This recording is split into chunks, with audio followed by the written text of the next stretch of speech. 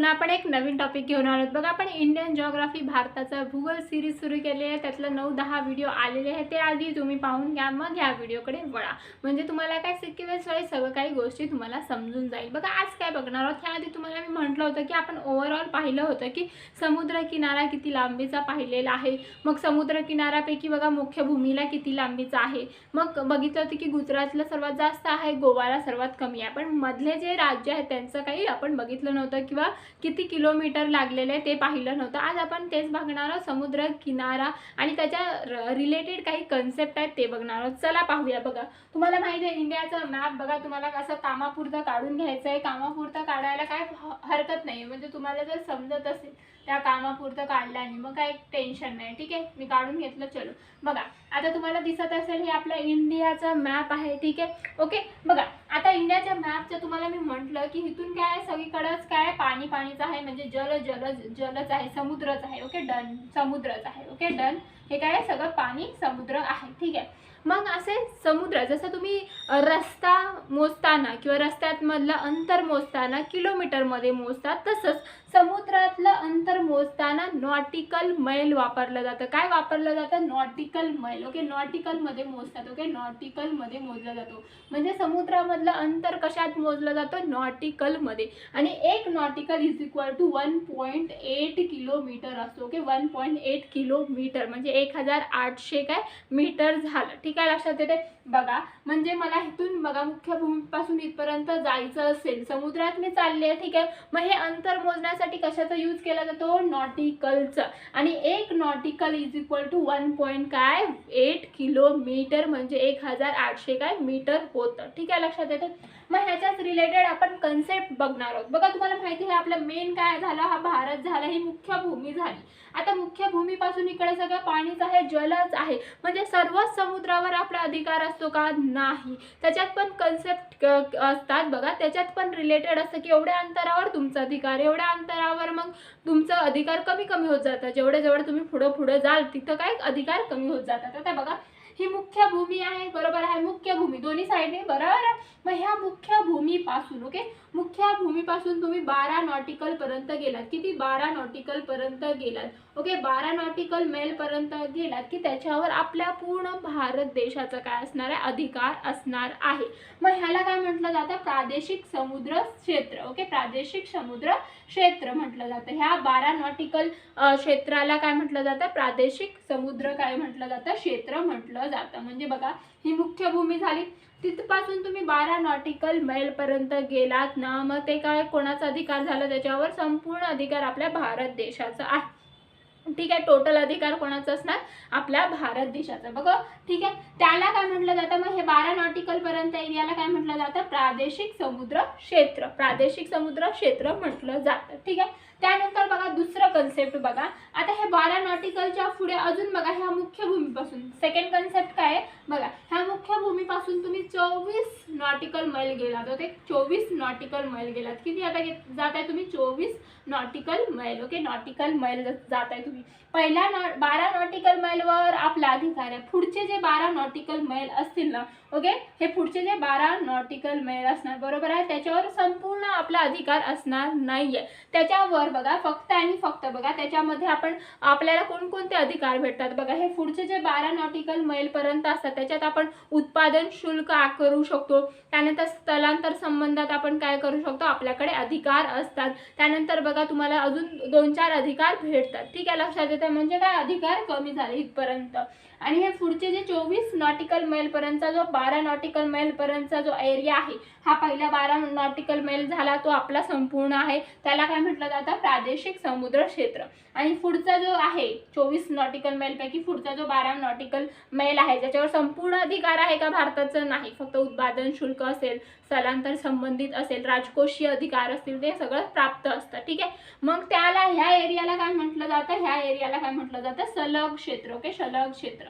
Okay, सलग क्षेत्र म्हटलं जातं। बघा पहिल्या 12 नॉटिकल मैलला काय म्हटलं जातं? प्रादेशिक समुद्र क्षेत्र। तुम्ही असं पण म्हणू शकता प्रादेशिक, आपलाच हक्क आहे त्याच्यावर। ठीक आहे, म्हणून काय प्रादेशिक समुद्र क्षेत्र। त्यानंतरच्या 12 नॉटिकल मैल म्हणजेच काय मुख्य समुद्रभूमीपासून 24 नॉटिकल मैल पर्यंत बघा सलग क्षेत्र। ओके, सलग क्षेत्र म्हटलं जातं। त्याच्यावर संपूर्ण अधिकार असतो का आपला? नसतो, त्याच्यावर कोणाचा? संपूर्ण अधिकार आपल्यावर नसतो, काही काही अधिकार असतात, जसं राजकोषीय अधिकार झालं, त्यानंतर बघा उत्पादन शुल्क आकारणी झालं, स्थलांतर संबंधित काही अधिकार असतात, ठीक आहे, लक्षात येते, संपूर्ण अधिकार नसतो. त्यानंतर बघा सेकंड कन्सेप्ट, ठीक आहे, लक्षात येते. चलो हा थर्ड कन्सेप्ट बघितला तुम्ही, पहिल्यांदा 12 नॉटिकल बघितलं, त्यानंतर 24 नॉटिकल बघितलं, ठीक आहे. त्यानंतर बघा ही मुख्य भूमी आहे, मुख्य भूमीपासून बघा 200 नॉटिकल मैल, ओके, आता 200 नॉटिकल मैल पर्यंतच्या एरियाला काय म्हटलं जातं, संपूर्ण आर्थिक क्षेत्र, ओके, संपूर्ण आर्थिक क्षेत्र, ओके, संपूर्ण आर्थिक क्षेत्र. आता विचार करा तुम्ही, संपूर्ण आर्थिक क्षेत्र आहे बघा, ही मुख्य भूमी आहे, आपली मुख्य मेन भूमी आहे, तिथपासून 200 नॉटिकल मैल पर्यंतच्या एरियाला काय म्हटलं जातं, संपूर्ण आर्थिक क्षेत्र. याचा अर्थ नाही की संपूर्ण आर्थिक क्षेत्र याचा संपूर्ण आपला अधिकार असणार आहे का, नाही. बघा सगळ्यांचा त्याच्यावर अधिकार असतो, सगळ्या देशांचा त्याच्यावर अधिकार असणार आहे, त्याच्या रिलेटेड म्हणजे जेवढे काही रिलेटेड देश आहेत त्यांचा सगळ्यांचाच अधिकार तिथे असणार आहे, संपूर्ण आर्थिक क्षेत्र आहे हे, ठीक आहे. आणि आपल्याला अधिकार काय असणार आहे ह्याच्यावर, फक्त तुम्ही इथं जाऊन संशोधन करू शकता वगैरे असे, ठीक आहे. तुम्ही संशोधन वगैरे जाण्यासाठी आपल्याला काय इथं परवानगी दिली जाते, ठीक आहे, लक्षात येते. म्हणजे तुम्ही बघितलं की पहिला जो 12 नॉटिकल मैल पर्यंत तो संपूर्ण आपला काय अधिकाराचा होता, भारताचा त्याच्यावर अधिकार असणार आहे. म्हणजे तुम्हाला विचारलं की आपला किती आहे समुद्राचा एरिया, आपण किती म्हणजे आपला अधिकार किती नॉटिकल मैल पर्यंत आहे, तर फक्त आणि फक्त काय 12 नॉटिकल मैल पर्यंत, ठीक आहे. त्यानंतर मुख्य भूमीपासून 24 नॉटिकल मैल पर्यंत गेला तर त्याला काय म्हटलं जातं, सलग क्षेत्र. तुम्ही असं लक्षात ठेवा ना, बघा ना हा प्रादेशिक आहे आणि प्रादेशिक पासून सलग म्हणून सलग क्षेत्र, ठीक आहे. त्याच्यावर काय अधिकार असतात, थोडेच अधिकार असतात आपल्याला, जसं राजकोषीय अधिकार झालं, उत्पादन शुल्क आकारणी झालं, स्थलांतरासोबत काय अधिकार झालं, ठीक आहे. त्यानंतर मुख्य भूमीपासून 200 नॉटिकल मैल पर्यंतच्या एरियाला काय म्हटलं जातं, संपूर्ण आर्थिक क्षेत्र म्हटलं जातं. आणि ह्या संपूर्ण आर्थिक क्षेत्रामध्ये आपला अधिकार काय असतो, फक्त आपल्याला काय भेटतं, परवानगी भेटते, संशोधन वगैरे साठीच परवानगी आपल्याला भेटते, बाकी काही नाही आहे. म्हणजे बाकी कोणताही अधिकार भेटत नाही, संशोधन वगैरे तुम्हाला करायचं असेल तर तुम्हाला तिथं जाण्याची परवानगी असते, ओके, डन. म्हणजे तुम्हाला कळालं की हे तुम्हाला कन्सेप्ट कळाले, समुद्र म्हणजे पूर्ण पाणी असलं, पूर्ण जल असेल खाली म्हणजे सगळं समुद्र आपला आहे का, नाही. फक्त काय आपला अधिकार आहे, फक्त 12 आणि 12 नॉटिकल मैल पर्यंतच अधिकार आहे. तुम्हाला हे कन्सेप्ट कळालं असेल बघा. पहिल्यांदा हा भारत देश, त्याच्या खाली तुम्हाला माहिती आहे बे ऑफ बेंगॉल इकडे आहे, इकडे काय अरबी समुद्र आहे, खाली हिंदी महासागर आहे, सगळं समुद्रच आहे, ठीक आहे. मग सगळ्या समुद्रावर आपला अधिकार आहे का, नाही. पहिल्या 12 नॉटिकल मैल पर्यंत आपलं सगळं समुद्रावर अधिकार आहे, मग त्याला काय म्हटलं जातं, प्रादेशिक काय समुद्र क्षेत्र म्हटलं जातं. त्यानंतर मुख्य भूमीपासून 24 नॉटिकल मैल पर्यंत गेला तर त्याला सलग क्षेत्र म्हटलं जातं, तिथं संपूर्ण अधिकार नसतो, पण बघा आपल्याला राजकोषीय अधिकार मिळतं, उत्पादन शुल्क अधिकार मिळतं, त्यानंतर स्थलांतरासोबतचा अधिकार मिळतं, म्हणजे थोडंफार काय अधिकार आहे. त्यानंतर बघा 200 नॉटिकल मैल पर्यंत गेलात की त्याला त्या क्षेत्राला काय म्हटलं जातं, संपूर्ण आर्थिक क्षेत्र म्हटलं जातं. मग ह्या संपूर्ण आर्थिक क्षेत्रामध्ये काय असतं, फक्त सगळ्याच जे देश आहेत त्यांना काय आहे, संशोधनाचा अधिकार मिळतो. म्हणजे आपल्यालाच नाही, बाकीच्या देशांना सुद्धा संशोधनाचा अधिकार मिळतो. म्हणजे तुम्हाला संशोधन वगैरे करायचं, शोध लावायचा असेल तर तुम्हाला परवानगी दिली जाते, ओके, डन. ह्याला काय म्हटलं जातं, संपूर्ण आर्थिक क्षेत्र म्हटलं जातं, ओके. मग हे सगळं डिव्हिजन कोणी केलेलं आहे बघा, हे सगळं डिव्हिजन युनायटेड नेशन करतं, okay, united nation, okay, united nation convention on the बघा लॉ ऑफ सी, ओके, काय united nation convention on the law of sea, हे काही जी काय संस्था आहे ती काय करते, हे सगळं काय त्यांनी डिव्हिजन केलेलं आहे, युनायटेड नेशनने डिव्हिजन केलेलं आहे, डन. आता हे तुम्हाला कन्सेप्ट कळालं असेल, काय पहिल्यांदा नॉटिकल मैलमध्ये मोजलं जातं, ठीक आहे. त्यानंतर एक नॉटिकल म्हणजे काय, 1.8 किलोमीटर होतात. आपला नॉटिकल किती नॉटिकल मैलपर्यंत आपण आपला संपूर्ण अधिकार आहे, 12 नॉटिकल मैलपर्यंत.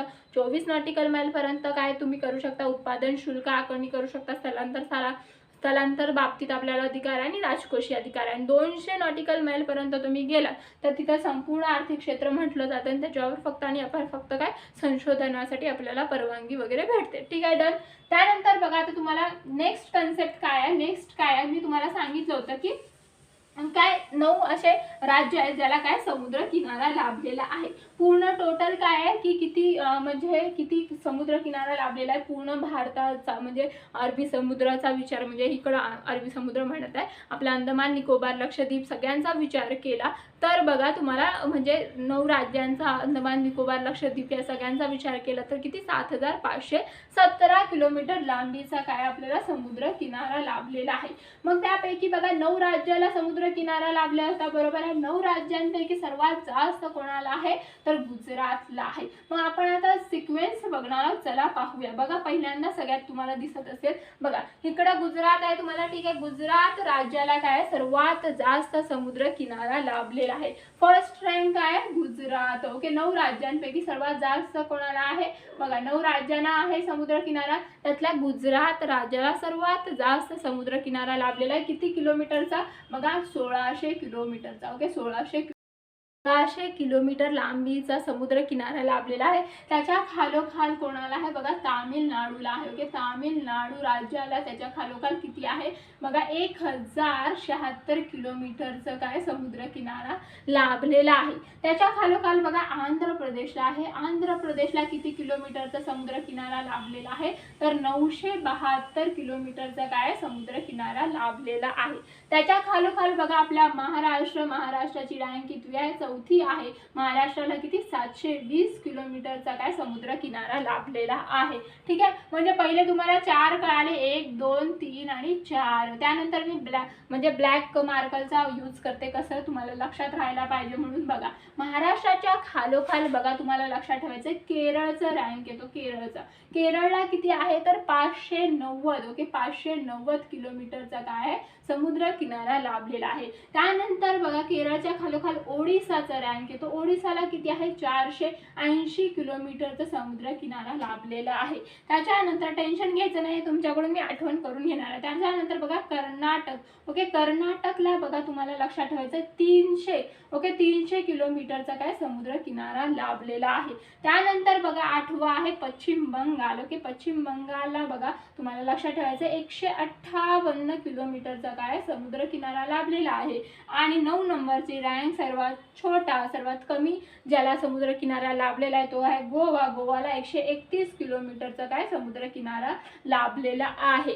बघा पहिल्यापासून कन्सेप्ट क्लिअर करूया आपण। टोटल तुम्हाला जर मी विचारलं की अंदमान निकोबार लक्षद्वीप सगळ्या राज्यांचा विचार केला तर किती समुद्र किनारा लाभलेला आपल्याला 7517 किलोमीटरचा समुद्र किनारा लाभलेला आहे। त्यापैकी मुख्य भूमीला म्हणजे ह्या राज्यांना किती किलोमीटरचा समुद्र किनारा लाभलेला आहे 9 राज्यांचा विचार केला तर काय 6100 किलोमीटर। आणि अंदमान निकोबार आणि लक्षद्वीप या दोघांचा विचार केला तर किती आहे 1417 किलोमीटर। आता बघा ह्यांचे पण 2-2 आन्सर येतात, म्हणजे ऑफिशियल तुम्ही गुगलवर सर्च केलं तर कधी कधी वेगवेगळे आन्सर येतात आणि बुकमध्ये पण वेगवेगळं आन्सर आहे। टेन्शन घ्यायचं नाही, दोन्ही आन्सर आपण लक्षात ठेवायचं। 7517 किलोमीटर सगळीकडे तुम्ही सर्च केला तरी 7517 किलोमीटर दाखवलं जातं। म्हणजे टोटलचं किती समुद्र किनारा लाभलेला आहे त्याच्या बाबतीत वाद नाहीये, किती आहे 7517 किलोमीटर। वाद कुठे आहे भरपूर बुकमध्ये किंवा भरपूर ऑफिशियल नोटीस ऑफिशियल जे आहे आपलं गुगलवर सर्च करतो तेव्हा इथं बघा जेव्हा हे राज्यांचा विचार केला जातो तेव्हा इथं 5400 दाखवलं जातं, 5400 समथिंग दाखवलं जातं की किती किलोमीटर आहे 6100च्या ऐवजी 5400 दाखवलं जातं आणि हे 1417च्या ऐवजी 2094 दाखवलं जातं। मग तुम्ही दोन्हीही ऐकून ठेवा, कानावर पडू द्या, काही प्रॉब्लेम नाही। दोघांपैकी जो ऑप्शन असेल तो तुम्हाला मारायचा आहे। बघा 7517च्या बाबतीत वाद नाहीये, टोटल मिळून काय 7517च आहे। वाद कुठे आहे 6100च्या ऐवजी काय असतं कधी कधी 5400 असतं आणि इथं 1417च्या ऐवजी कधी कधी 2094 असतं। दोन्ही तुमच्या कानावर पडायला पाहिजे, ठीक आहे। म्हणजे ऑप्शन आला की तुम्ही घाबरून जायला नको। डन। बघा आता हे आपल्याला पाठ करायचं आहे, ठीक आहे। हे पण ऑफिशियल नुसारच आहे, ठीक आहे। हे याच्यात काय टेन्शन घ्यायचं नाही, हे तुम्हाला लक्षात ठेवायचं आहे, ओके। डन। आता बघा मी सांगितलं होतं की 9 राज्यांना काय समुद्र किनारा लाभलेला आहे, त्यापैकी सर्वात जास्त कोणाला आहे गुजरातला आहे, ठीक आहे। गुजरातला किती 1600 किलोमीटरचा काय समुद्र किनारा लाभलेला आहे। आता तुम्हाला लक्षात ठेवायचं तर तुम्ही काय करायचं महाराष्ट्रापर्यंत पहिले लक्षात ठेवून घेऊया आपण। महाराष्ट्रापर्यंत तुम्हाला हे लक्षात ठेवायचं आहे की महाराष्ट्राची रँक काय येते समुद्र किनारामध्ये 4थी रँक येते। क्षेत्रफळानुसार महाराष्ट्र पूर्ण भारताचा विचार केला तर 3rd रँक येते। क्षेत्रफळानुसार आठवतंय का पहिला कोण होता राजस्थान होता, त्यानंतर मध्य प्रदेश होता आणि त्यानंतर महाराष्ट्र होतं. पण समुद्र किनाऱ्यानुसार जर विचार केला तर 4th रँक येते. किती? 4th रँक येते. ठीक आहे, 4th रँक येते. मग 4th रँक आपल्या महाराष्ट्राचं हे तर तुम्हाला कळालं. पहिलं गुजरात आहे हे पण तुम्हाला माहिती आहे. मधले 2च पाठ करायचं आहे. बघा, गुजरातमध्ये रात्री आहे. रात्री तुम्हाला कोणाला तरी भेटायला जायचंय. भेटायला जायचंय म्हणजे काय? मिलायला जायचंय. भेटायला जायचंय म्हणजे मिलायचं आहे, मिळणं आहे. ठीक आहे, कोणाला भेटायला जायचं? एका आंधळ्या व्यक्तीला. ठीक आहे, तर लक्षात आलं का? रात्री तुम्हाला कोणाला तर भेटायला जायचंय, कोणाला? आंधळ्या व्यक्तीला. लक्षात येते? म्हणजे बघा, रात्रीवरून तुम्हाला गुजरात लक्षात येईल, भेटायला जायचंय म्हणजे मिलना, मग तामिळनाडू लक्षात येईल आणि आंधळ्या व्यक्तीला म्हणून आंध्र प्रदेश लक्षात येऊन जाईल. आणि 4th रँक आहे आपल्या महाराष्ट्राची आहे, मग 4th रँक आहे महाराष्ट्र लक्षात येऊन जाईल. ठीक आहे, त्याच्या खालोखाल बघा तुम्हाला दिसते केरळ, ओडिसा, कर्नाटक अशी जोडी लक्षात ठेवा ना. 3-3ची जोडी लक्षात ठेवतोय. बघा, तुम्ही बघितलं असेल हे केरळ, ओडिसा आणि कर्नाटक मध्ये बघा 2 वर मध्ये काय? ओडिसा आहे. म्हणजे बघा, पहिला केरळ आहे, त्यानंतर 3rd नंबर म्हणजे इथलं 3 आपण लक्षात ठेवतोय ना. पहिलं केरळ, त्यानंतर बघा खाली कर्नाटक आहे आणि त्या दोघांच्या क मध्ये काय? ओ आहे. म्हणजे तुम्ही असं लक्षात ठेवू शकता, क वरून 3 अक्षरी पहिला काय? केरळ येतो, त्यानंतर 4 अक्षरी कर्नाटक आहे आणि मध्ये कोणता आहे? ओडिसा आहे. दोघांच्या मध्ये काय आहे? ओडिसा आहे. म्हणजे केरळ, ओडिसा, कर्नाटक, केरळ, ओडिसा, कर्नाटक, केरळ, ओडिसा, कर्नाटक. केरळला किती आहे? 590 आहे, त्यानंतर हे 480 आहे, त्यानंतर 300. हे आकडे आहेत ना, तुम्ही एक काय म्हणतात, एकदा तुम्ही डोळ्याखाली घालवले की लक्षात राहून जातात. त्याच्यात काहीच वाद नाहीये. तुम्हाला फक्त हा सिक्वेन्स लक्षात यायला पाहिजे, दॅट्स इट. मग तुम्हाला लक्षात राहून जातात. ठीक आहे, आणि त्यानंतर तर तुम्हाला कळूनच गेलं सगळ्यात छोटा कोणता आहे? गोवा. आणि गोवाच्या वर काय येणार? पश्चिम बंगाल. राहिलेला काय? पश्चिम बंगाल आहे. ठीक आहे, लक्षात आलं असेल. बघा, गुजरात सगळ्यात पहिले, गुजरातला किती? 1600 किलोमीटर. ओके, त्यानंतर तामिळनाडू आहे 1076 किलोमीटर, आंध्र प्रदेश आहे 972 किलोमीटर, त्यानंतर महाराष्ट्र आहे 720 किलोमीटर, केरळ आहे 590 किलोमीटर, ओडिसा आहे 410 किलोमीटर, कर्नाटक आहे 300 किलोमीटर, पश्चिम बंगाल 158 आणि गोवा आहे 131 किलोमीटर.